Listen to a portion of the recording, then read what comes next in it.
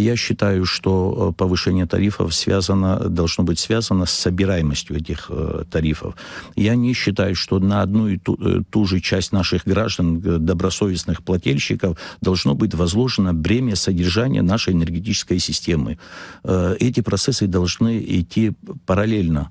Ну, действительно, вы знаете, да, одни платят ежегодно всю свою жизнь, а другие, как и в отношении этих людей, ничего мы не можем сделать. И я действительно считаю, что это должно быть связано, помимо организации мероприятий по собираемости, по учету и потреблению электроэнергии, есть еще социальная сторона этого вопроса, при котором, не повышая существенно и ни заработных плат, ни пенсионного обеспечения людям делать такую нагрузку, тоже, я думаю, что не очень оправдано.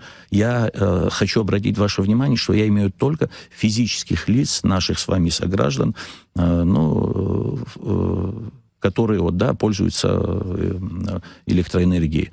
В отношении юридических лиц, в отношении юрлиц и предпринимателей, я считаю, что есть еще какое-то маленькое пространство, которое надо достичь. Эти люди занимаются бизнесом, они должны в стоимость своих услуг, в стоимость своего бизнеса вкладывать, в том числе стоимость этой электроэнергии. Но социальная сторона, это наши с вами сограждане, мы должны, на мой взгляд, я буду убеждать и правительство, и наших коллег о принятии необходимых мер, которые будут на этом этапе не будут увеличивать